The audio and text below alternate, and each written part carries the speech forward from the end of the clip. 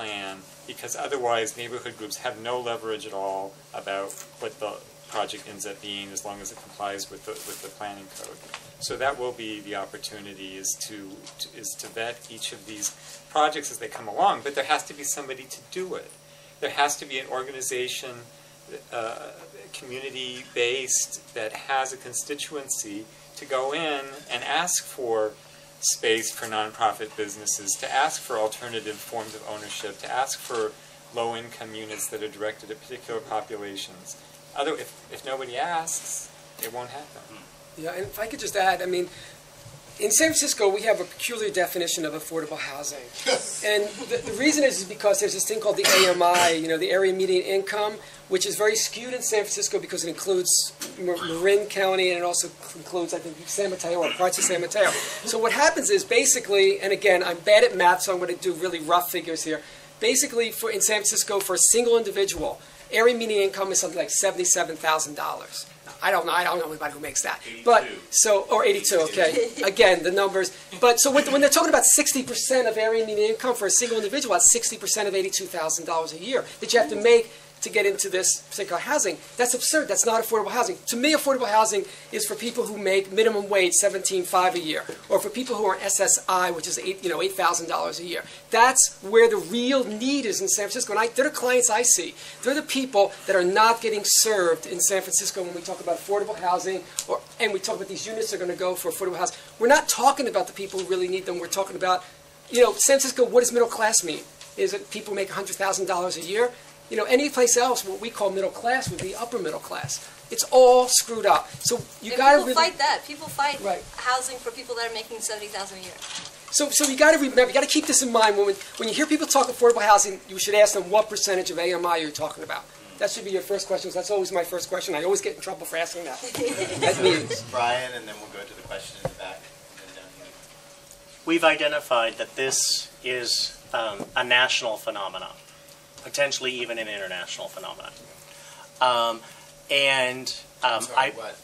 The dismantling of queer neighborhoods. And I believe what we should do is focus and see if there are mechanisms for this dismantling.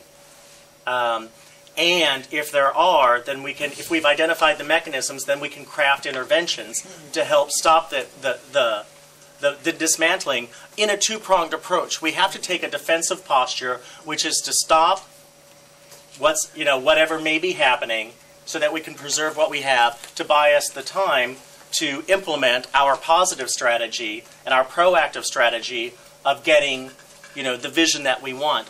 And so I think that it would be great if you could talk to this gentleman in the back, Tito. He created a map for us of the Ellis Act evictions in the Castro, and which we found by going to the rent board, that the Castro has more condo conversion evictions than any other district in San Francisco, and they are the majority of them are targeting senior and disabled folks. So what that means is that those are our seniors, queers, and also gay guys with AIDS. Are the most disproportionately targeted group for eviction in San Francisco under the Ellis Act. That might be really helpful for your book on San Francisco. It's the AIDS Housing Alliance. But I think that, so this is a tool, right? The Ellis Act is a tool that people are using to dismantle our community. They're taking the bolts of our community and they are unwinding them with this tool called the Ellis Act. And there are other things like this. And so if we can focus our thinking along those lines of how exactly is it happening, and there are other places that don't have the protections that we have, and ours aren't nearly enough. And so is the answer then is to organize to try and create those kind of protections, to use this opportunity to react and to come up with a national queer strategy. Okay. Can we go to the gentleman in the beard? Here? Dennis. Well, and the question that I have is will these neighborhoods just wind up moving? Or is it something that we don't really feel that we need as a community anymore? There's geographic concentration. You're talking about the political clout that comes along with that, but now we have things like the internet where people from all over the world can congregate with their ideas and create movements. You see things like MySpace, where these are online communities of people who have great influence. And I'm wondering if anybody might offer some thoughts about, do you feel that it's something that can be supplanted with other means, or is it something that, will these neighborhoods just move, like, for example, I think the West Village relocated to Chelsea in large part in the 80s, and now Chelsea has kind of gone through this transition, and where is the next? They're talking about Hell's Kitchen, but, you know. So to get more community voices, I'm going to take a couple of comments, and then you guys can respond. Is that cool? So you were next, and then you. Oh, okay. Well, I hope this doesn't offend anybody, but I don't see anybody younger than 35. And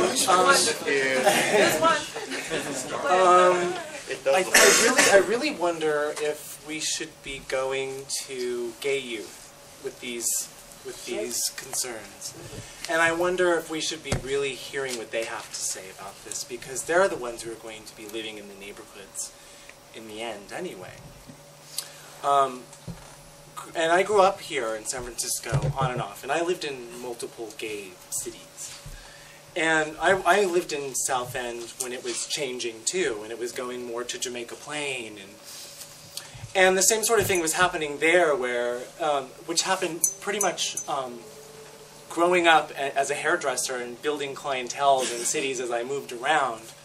I was really never able to afford to live in the Castro at any point when I started my career, nor was I really able to afford to live in the South End or in Seattle, in the gay neighborhood there either.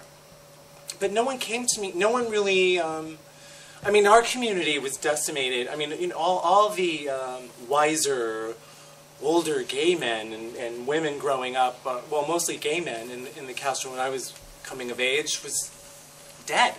They died. And the few friends that I met did have some sort of solutions for me, you know, to remain, you know, and their idea was, well, they were with you guys. They were the forefront of the gay movement here in San Francisco. So they saw an interest in making sure that I did stay in the Castro. And, you know, and I don't know if you remember the whole rental offices that, you know, we were above Daddy's Bar. And, I mean, they were everywhere. And, and they were really, really good resources for, you know, a cheap-ass kid who needed some cheap rent in the Castro. I find Craigslist is sort of, you know, it's kind of getting there. But I don't think that we're really asking the gay youth what they need, and if they feel gay, and what kind of community they want, what kind of gay neighborhood they want to create, and because, you know, if you and I know it sounds weird. I mean, a lot of them really don't feel gay. They don't know what gay is. No one's taught them what gay is. Because I talk to them and try to get their opinions on these issues. But I just want to know, that's pretty much why I'm here. I want to know what sort of solutions are we doing to reach out to the younger gay youth so that they can help us in solutions. Because, you know, we're all here asking the same things, and we've all seen this, and it sounds like we've all seen, this is a repetitive thing. So we're here again. We're here once again. So I'm just interested in hearing what gay youth have to say and what you guys think about that. Great, thank you.